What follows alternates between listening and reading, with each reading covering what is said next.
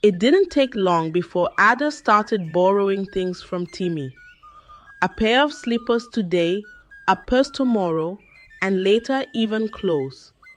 One day, a long time ago, in a small farming village in Nigeria, there lived a young girl named Ada. Ada was the third child in a family of five. Her parents, Baba Tunde and Mama Tunda, were humble farmers who worked tirelessly to provide for their children. Despite their poverty, they raised their children to value hard work and contentment. Ada had two younger siblings, Bayo, her immediate brother, and Simi, the baby of the family. Bayo was a curious boy who loved to learn, and even though they couldn't afford much, Baba Tande made sure that he had exercise books and pencils for school. Simi, on the other hand, was quiet but loved helping Mama Tande with chores like sweeping and cooking. Simi particularly enjoyed fetching water from the nearby stream early in the mornings, humming songs as she balanced the pot on her head. Lola, the first daughter and also the first child of the family, was aware of her parents' situation. She decided in her heart that she would become a businesswoman so she could support her parents in sending her siblings to school. She worked hard from her childhood, selling bread until she got her own shop, even as a teenager. While her siblings seemed grateful for what they had, Ada was different. She was beautiful and intelligent, but had a deep flaw: she was never satisfied with anything. Ada would often gaze at the stars from the family's small hut, dreaming of a life far beyond the village. As a child, she would throw tantrums whenever her friends had something she didn't. One day, while playing outside with other children, Ada saw a friend wearing new sandals. She immediately ran back home to her mother, crying, "Mama, why don't I have sandals like Fola? She even has a new wrapper. Look at me, just managing this old dress." Mama Tunde sighed and wiped her sweaty forehead. "Ada, you have two legs, don't you? That's what matters. Contentment is what keeps the heart at peace." But Ada refused to listen. She pouted and sulked the entire day. Even as a child, she constantly admired her neighbors' belongings, clothes, toys, jewelry, and wondered why her family didn't have them. She once spent hours staring enviously at the neighbor's new bicycle, running her fingers over its shiny red frame when no one was looking. As Ada grew older, her envy worsened. When she started secondary school at the community school in the next village, her jealousy shifted to her classmates. If someone wore a new uniform or carried a stylish bag, she would brood over it. Ada would often sit under the mango tree during break time, watching others with their flashy items, lost in thoughts of having the same. One day, during lunch break, Ada saw one of her friends eating jollof rice with meat. She looked down at her own food yam and palm oil and sneered. "Ah, your mother tries. Oh, look at this. Your food is so rich. Me, I'm just managing yam. Please give me some." The girl, feeling awkward, reluctantly gave Ada a portion. This became a habit for Ade, admiring and asking for other people's things, even when it embarrassed them. At home, things weren't any better. She would often complain to her parents about their poverty. "Baba, can't you find something better so we can make more money? Look at Kola's father. They're living well." Baba Tunde's patience was growing thin. One evening, after Ada's constant complaints, he sternly told her, "Ada, if you don't learn to be grateful, you will land yourself in big trouble one day. Life is not about what others have. Face your own heart." But Ada never paid attention to these warnings. Meanwhile, her younger siblings, Bayo and Simi, were thriving in their own ways. Bayo excelled in his studies and often helped Baba Tund with farm work. He enjoyed repairing broken tools, turning the family shed into a small workshop. Simi, who was gifted in craft work, started knitting and weaving beautiful fags for villagers, earning small amounts to support the family. While they were content with their modest lives, Ada continued to dream of having more. When Ada gained admission to study business administration at the university in a nearby city, her parents celebrated with joy. It was a major milestone for the family, even though they struggled to pay her fees. The villagers contributed small donations, showing their support for Ada's achievement. The next year, Bayo and Simi also gained admission into different universities in different states. It was tough for the parents to take care of all three of them in school. Baba Tunde had to sell part of his farmland to raise money, while Mama Ton took on extra work pounding and selling fufu to help with their upkeep. Soon, Simi started a craft business in school to relieve her parents of their financial stress, while Bayo, who had learned barbering back in the village, started cutting fellow students' hair in his hostel for a token just to earn extra cash. Ada, however, continued to moan and complain about everything. Ada, we are doing our best, Mama Tunde told her one morning before she left for school.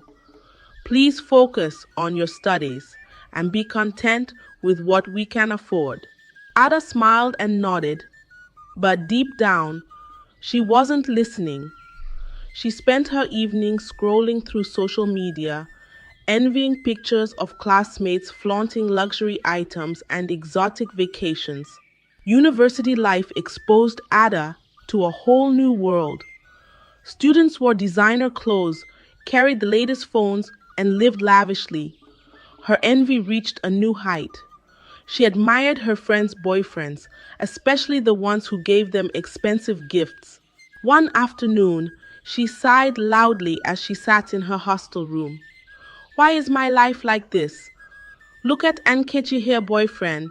Just bought her an iPhone. And me, I'm just here. Am I a stick? Do they have two heads? Don't they have one, just like me?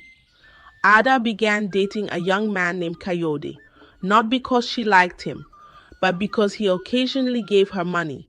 However, even Coyote couldn't meet her growing demands, and she started looking for other ways to get the things she wanted. During her second year at the university, Ada met Timmy, a new roommate in her hostel. Timmy was quiet and mysterious, but had an air of wealth around her. She wore beautiful clothes and jewels and always seemed to have money to spend. Ada quickly became friends with her, hoping to gain access to her possessions. It didn't take long before Ada started borrowing things from Timmy, a pair of slippers today, a purse tomorrow, and later, even clothes tomorrow, and later, even clothes. One day, Ada admired a stunning red dress Timmy had worn to class. Wow, this dress is fine. Oh, please, can I borrow it for my friend's party? Timmy smiled strangely. You can borrow it, but make sure you return it. After the party, Ada didn't notice the caution in Timmy's voice. She wore the dress to the party. I felt like a queen.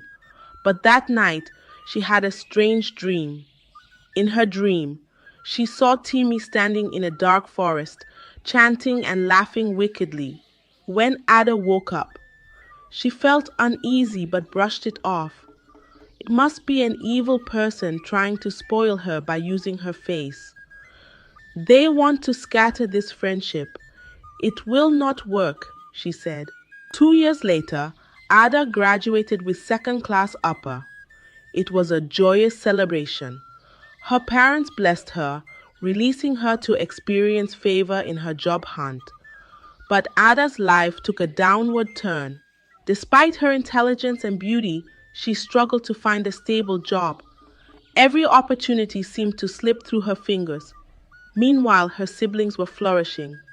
Bayo became a successful engineer, and Lola, who studied accounting, was working in a bank. In just 2 years of working, she was already in a managerial position. Simi now had a supermarket. From a small shop, she had grown the business significantly. She didn't go to the university like the others, but stopped at secondary school level and was doing extremely well. She was married to a wealthy businessman and had 2 kids already. 8 years passed, but Ada's life was stagnant. She couldn't hold on to a job, no man approached her for marriage, and she often fell sick without explanation. She became a shadow of her former self, filled with regret and frustration. The little job she had could barely feed her. She had to go back to the village to stay with her parents. One night, overwhelmed by her struggles and pain, Ada cried out to God, "Why is my life like this? What did I do wrong? Look at my siblings. They are all doing great. Why am I the only one suffering? I'm the only one at home with my parents because I can't afford to pay rent." She cried from her soul, "If you're truly who they say you are, please speak to me. I'm willing to do whatever you want me to do. I'll go to church. I'll serve you. Please, just answer me." That night, she had a dream where she saw Timmy holding a bag filled with light. Timmy laughed and said, "You wanted everything I had, so I took what was yours." Ada woke up in terror and finally understood the source of her problems. She then remembered the dream she had that night when Timmy gave her the red dress. Ada never returned that dress, but lied that it was stolen.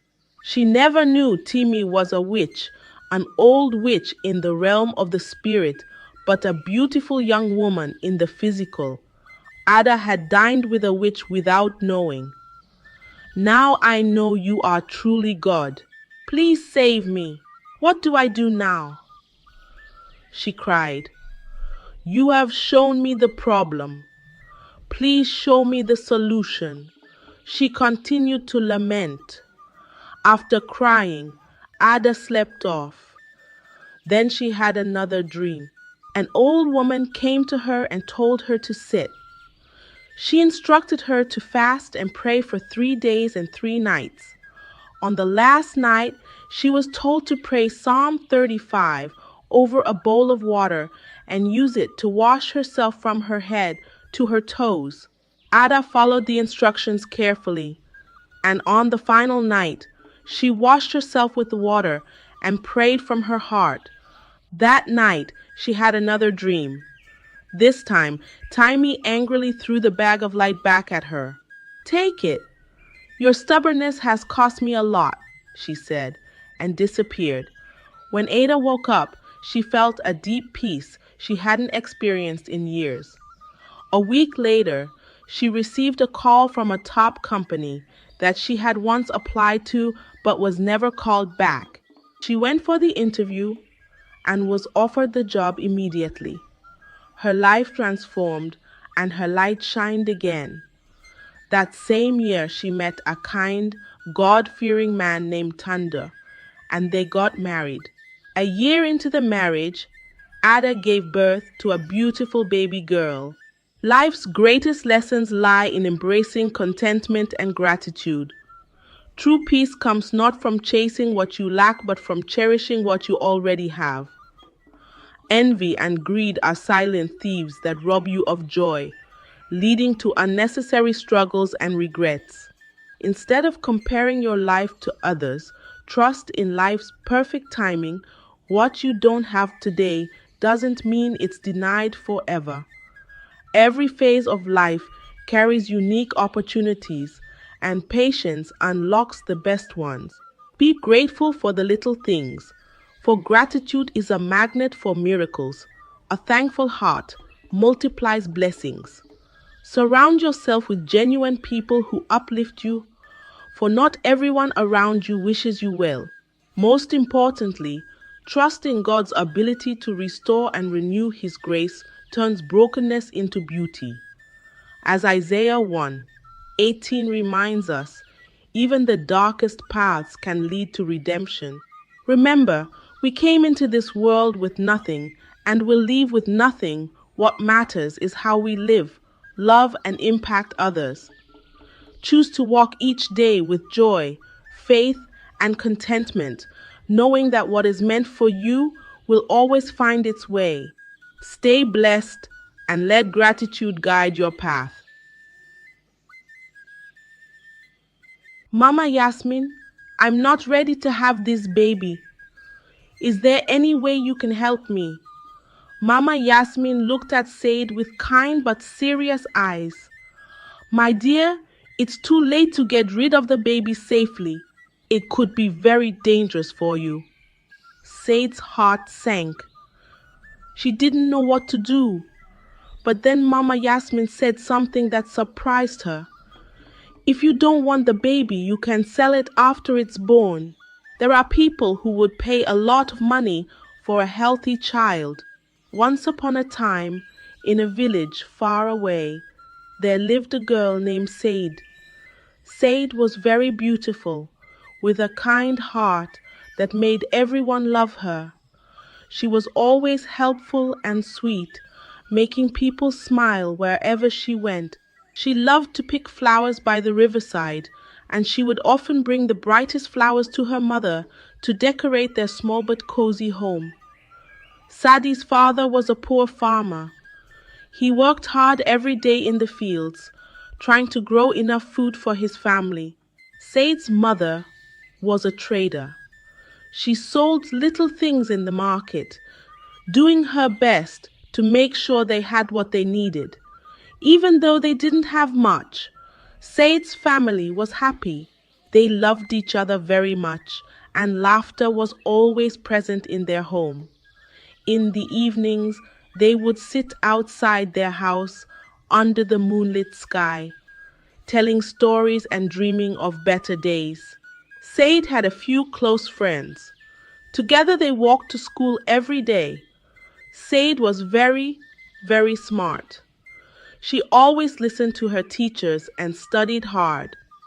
Because of this, she was always at the top of her class. Every week, the head teacher would smile at Said and say, Said, you are the best in the whole school. Then he would give her a little gift, like a shiny pencil or a small book. Said felt proud and happy because she knew she was making her parents proud too. The villagers all knew and loved Said. They would say, Said is a good girl. She's going to do great things one day. And Said would smile, dreaming of a bright future. She dreamed of becoming a teacher so she could help children learn, just like her favorite teachers had helped her. As Said grew older, she reached her final year in school. During this time, she became very close to a girl named Lami. Lami was not as smart as Said, and she wasn't as pretty either, but she had a way of doing things that were different, sometimes not very good. The other girls in the village noticed this. They would say to Said, Said, be careful with Lami. She doesn't always make good choices. But Said didn't listen. She liked Lami and wanted to be her friend. One day, Said went to school with an empty stomach. There was no food at home, and her parents couldn't give her anything to eat. She felt very hungry and sad. But when she arrived at school, she saw Lami carrying 2 plates of food. Lami smiled and said, Said, I brought this for you. I made it just for my special friend. Said was surprised and very thankful. Thank you so much, Lamy, she said, and they sat down to eat together. From that day, their friendship grew even stronger. Said felt grateful to have a friend like Lamy, who was there for her when she needed it, even though Lamy wasn't the best influence, and she sometimes did things that weren't right. Said continued to do well in school. She still listened to her teachers and studied hard. Said believed that as long as she stayed true to herself, everything would be okay. After Said and Lamy finished school, they began spending a lot of time together. They would walk through the village, visit the market, and talk about everything. Said noticed that Lamy always had nice clothes, pretty jewelry, and other things that Said couldn't afford. This made Said curious. One day, Said asked Lamy, "How do you get all these nice things? Where does the money come from?" Lamy smiled and said, "It's from a man named Kunli. He gives me money and buys me gifts." Said didn't understand, but why would he do that? "What do you do for him?" Lamy looked around to make sure no one was listening. Then she whispered, "I sleep with Kunlo, and he gives me money. It's easy, and I get whatever I want." Said was shocked. She couldn't believe what she was hearing. "But what if you get pregnant, Lamy? Aren't you scared?" Lamy shook her head and laughed. "Don't worry, Said. I know how to take care of that. I won't get pregnant. It's nothing to be afraid of." Said felt confused and worried. She had never thought about doing something like that, but Lamy made it sound so simple, so easy. Said didn't know what to think, but she trusted her friend. Lamy seemed so confident, and Said didn't want to lose her friendship, so she kept quiet and continued to follow Lamy's lead, even though deep inside she felt something wasn't right. One bright morning, Said was on her way to Lamy's house when she met a man named Emeka. Emeka was young and handsome, and he was well known in the village. He was a palm wine tapper, and he owned a big farm where he made the sweetest palm wine anyone had ever tasted. Emeka was not only hard-working, but also very kind. He often gave free palm wine to the elders in the village during community gatherings, and he was well loved by all.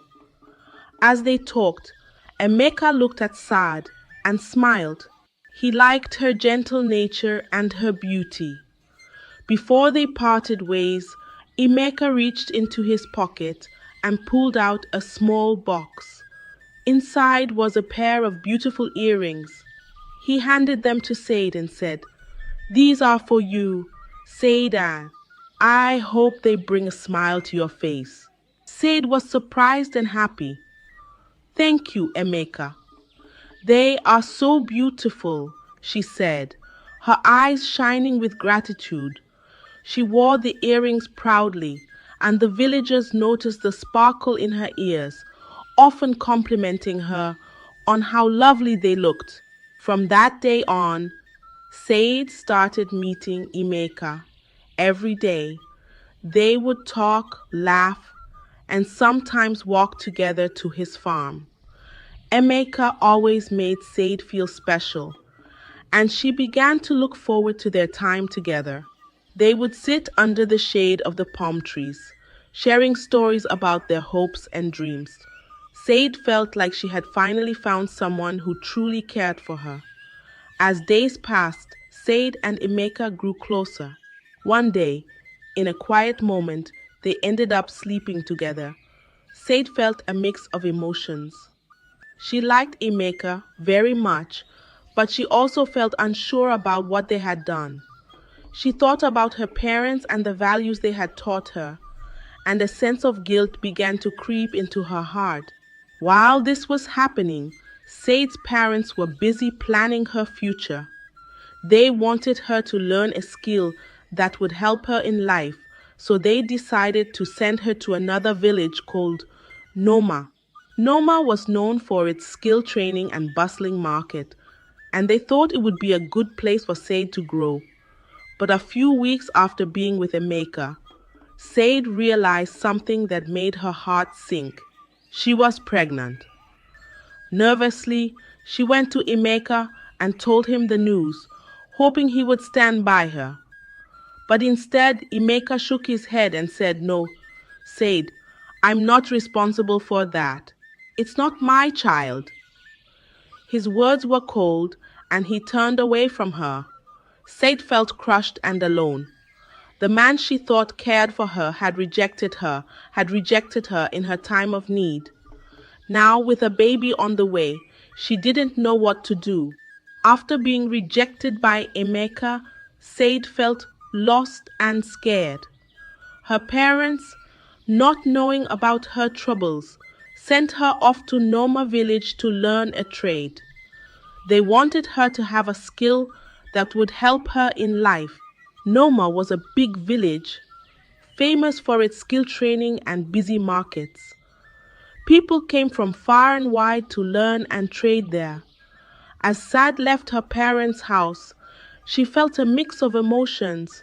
She was excited about learning something new, but she was also very scared about what was happening with her baby. When she arrived in Noma, she stayed with a distant aunt who lived near the market. The aunt was kind and welcomed Said into her home, but Said couldn't stop thinking about the baby growing inside her. She didn't want to have it. She didn't want to have it. She didn't know how she could take care of a baby all by herself. So she decided to visit a midwife in the village. This midwife was known as Mama Yasmin, and she was the one people went to when they needed help with their pregnancies. Said went to Mama Yasmin and explained her situation. "Mama Yasmin, I'm not ready to have this baby. Is there any way you can help me?" Mama Yasmin looked at Said with kind but serious eyes. "My dear, it's too late to get rid of the baby safely. It could be very dangerous for you." Said's heart sank. She didn't know what to do. But then Mama Yasmin said something that surprised her. "If you don't want the baby, you can sell it after it's born. There are people who would pay a lot of money for a healthy child." Said was shocked at first. "Sell the baby?" she asked. But as she thought about it, a new feeling came over her. She could make money from this. Maybe this was a way to solve her problems. She wouldn't have to take care of the baby, and she would have money to live on. Said looked at Mama Yasmin and nodded. "Okay, I'll do it," she said, feeling a mix of relief and excitement. Now, instead of worrying about the baby, she started to focus on the idea of making money.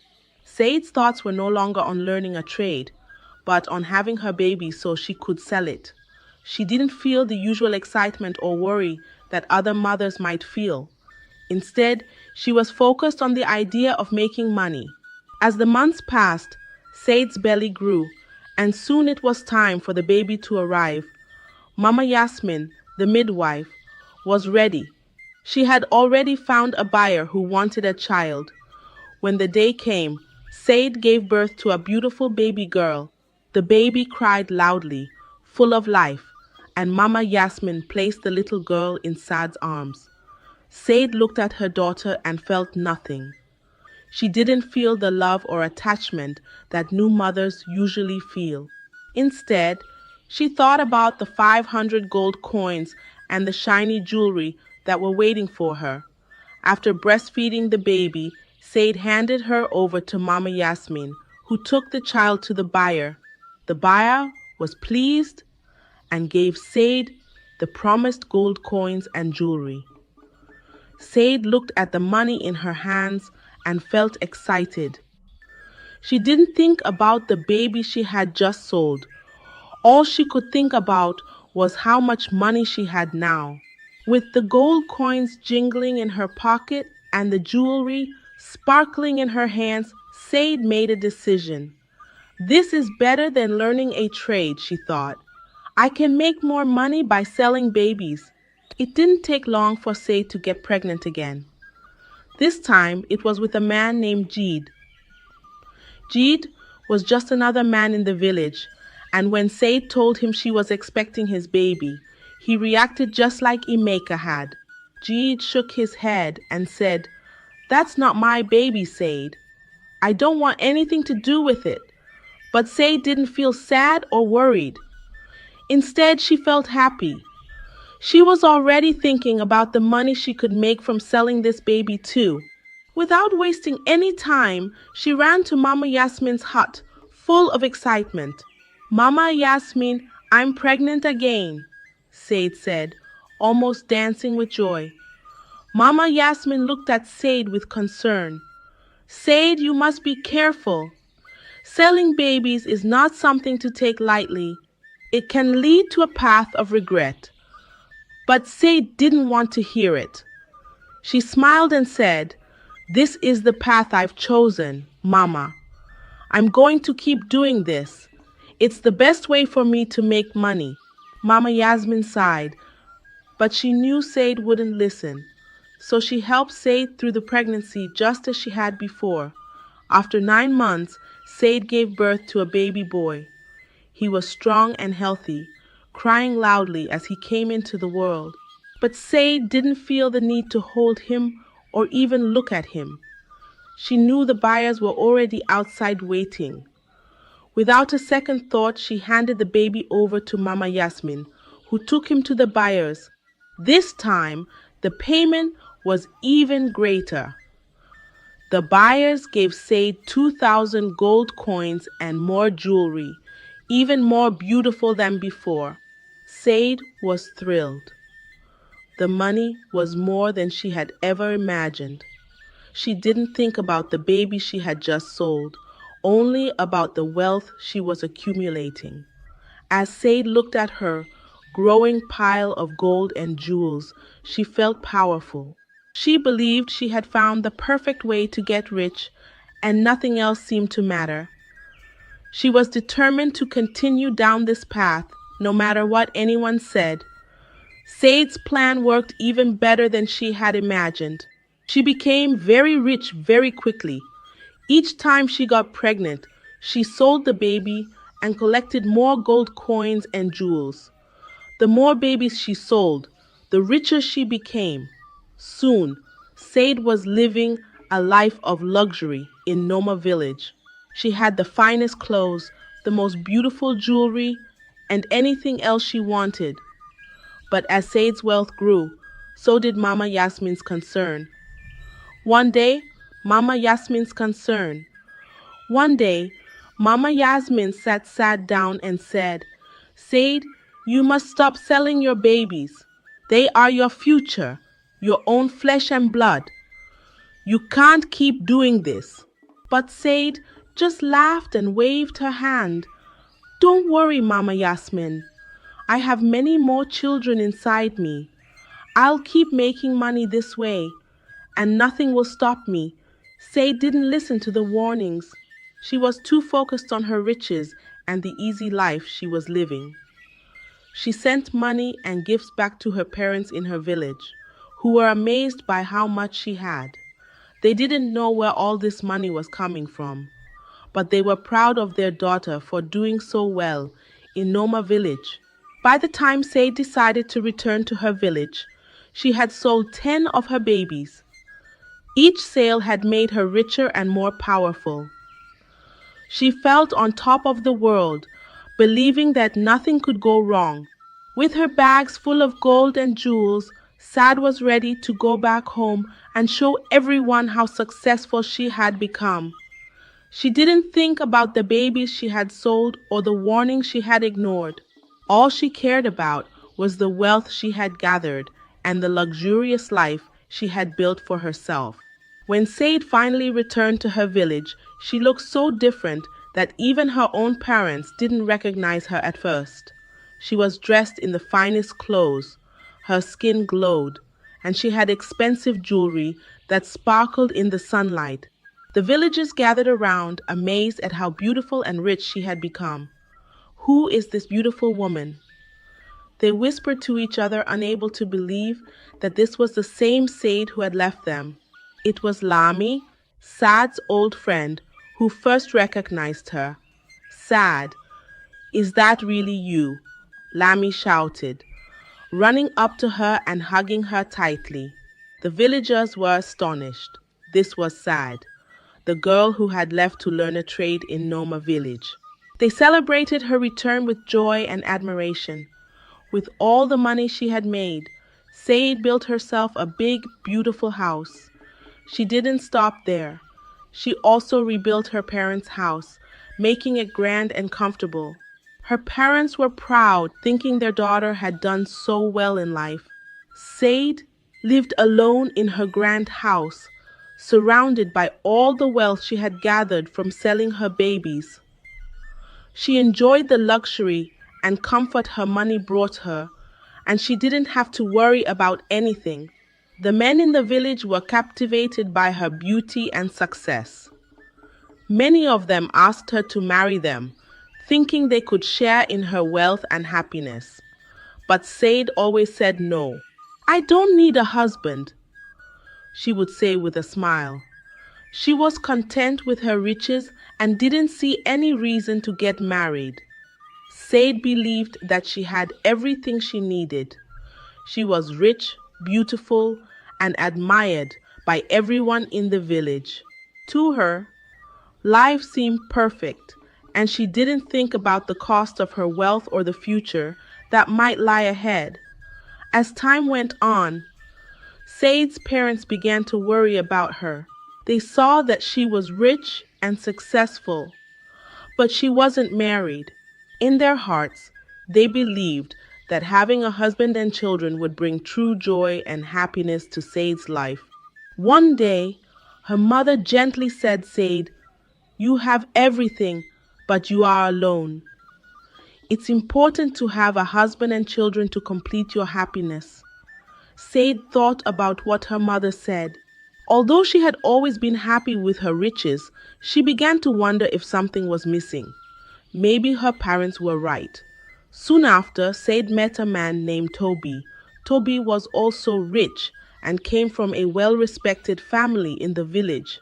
He was kind, handsome, and seemed to care deeply for Said. They spent time together, and before long, Toby proposed to Said. She agreed, thinking that marriage would finally make her life complete. The wedding was a grand affair, with the whole village invited. There was music, dancing, and feasting, and everyone talked about how beautiful the couple looked together. Said felt happy and hopeful as she started this new chapter in her life. But as the months turned into years, something troubled Said. 2 years had passed, and she still hadn't gotten pregnant. Toby's mother, who was eager for grandchildren, began to pressure Said. She would often say, "Why haven't you given us a child yet, Said? A wife's duty is to bring children into the family." Saad tried to stay hopeful, but the pressure kept growing. One day, Toby's mother could no longer hide her frustration. She stormed into their home and shouted, "Said, you are barren. You can't stay in this house any longer. My son needs a wife who can give him children." Said was heartbroken. She loved Toby and didn't want to leave, but his mother's words were final. With tears in her eyes, Said packed her belongings and left Toby's house. She returned to her own home, feeling empty and alone. The marriage that she thought would bring her happiness had ended in sorrow. Said realized that all the riches in the world couldn't fill the void left by her inability to have a child. As she sat in her grand house, surrounded by the wealth she had accumulated, Said felt a deep sadness. She had everything she thought she wanted, but now she was more alone than ever. After being sent away by Toby's mother, Said tried to rebuild her life. She hoped to get married again, thinking that maybe, just maybe, she could find happiness with another man. But no matter how hard she tried, no man wanted to stay with her because she couldn't have children. Word spread quickly in the village, and people began to see Said differently. They whispered behind her back, and the suitors who once flocked to her now stayed away. One day, out of the blue, Emeka, the very first man who had denied her when she was pregnant, came to her house. He looked serious and demanded, "Said, where is my child? The child you were carrying when you left the village." Said's heart raced. She didn't want to admit what she had done, so she lied. "I lost the baby, Emeka. I had a miscarriage." Emeka looked at her, his eyes filled with doubt, but he left without another word. Just when Said thought the worst was over, two more men came knocking at her door on different days, each asking the same question. "Where is my child, Said?" To both men she gave the same answer. "I lost the baby. I had a miscarriage." But Said's lies didn't stay hidden for long. A villager who had been listening in on one of the conversations overheard everything. This villager knew the truth about what Saad had been doing in Noma village. Without hesitation, they told the men, "Said didn't lose your babies. She sold them. She's been selling her children to get rich." The men were shocked and furious. The news spread like wildfire through the village. People couldn't believe what they were hearing. The men who had come to Said, now knowing the truth, were filled with rage. They returned to her house, this time with a crowd of angry villagers behind them. "Give us back our children, Saad," they demanded, their voices loud and threatening. "If you don't, we'll burn down your house." Saad stood frozen, fear gripping her heart. The wealth she had gathered, the life she had gathered, the life she had built, all of it was crumbling around her. The villagers who once admired her now looked at her with disgust and anger. Said realized that her actions had finally caught up with her, and the consequences were more terrible than she had ever imagined. With her heart heavy and her mind full of fear, Said knew she had no choice but to try to find the children she had sold. She traveled back to Noma village, desperate to undo the wrong she had done. When she arrived, she went straight to Mama Yasmin's hut, hoping the midwife could help her. Mama Yasmin, seeing the sorrow in Said's eyes, sighed deeply. "Saad, I warned you not to take this path. Now you must face the consequences of your actions. Please, Mama Yasmin, help me find the children. I need to bring them back, or the villagers will destroy everything I have." Mama Yasmin handed her a piece of paper with the addresses of the people who had bought the babies. "These are the people who took your children. But be warned, Said, they may not be willing to return them. And once you leave, don't come back here again." Said nodded and took the paper, her heart pounding. She traveled far and wide, knocking on doors, pleading with the people who had bought her children. But her efforts were in vain. Some of the people denied ever knowing her, while others refused to return the children, saying they were now part of their families. Each rejection cut deep into Said's soul, and she felt the weight of her choices crushing her spirit. After many fruitless attempts, Said returned to her village in shame. The villagers were waiting for her, their anger still burning. They didn't care about the gold and jewels she had once flaunted to them. Said was no longer a symbol of success, but a reminder of greed and betrayal. Her parents were devastated by the news. They couldn't believe what their daughter had done. They regretted sending her away without checking on her and not teaching her the dangers of loving money too much. The weight of the shame was too much for Said's mother to bear, and she passed away, leaving Said feeling even more alone and broken. In a final act of repentance, Said gave away all her money and her house, but the villagers rejected her offerings, not wanting anything that came from such a dark place. Determined to make amends in any way she could, Said sold everything and gave the money to the less fortunate. Then, with just a small bag, she left the village, carrying nothing but her sorrow and regret. Said settled at the entrance of the village, far from the life of luxury she once knew. She lived alone, spending her days in quiet reflection, haunted by the memories of the children she had sold and the life she could have had. Though she found some peace within herself, the loneliness never left her. She realized too late the terrible mistakes she had made. Said's story became a lesson for all the children in the village.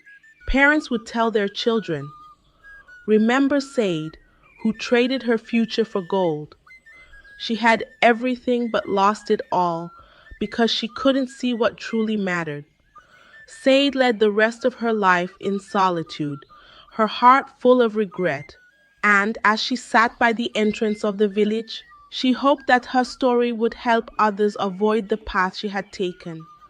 She learned that true wealth wasn't in gold or jewels, but in the love and life she had once taken for granted.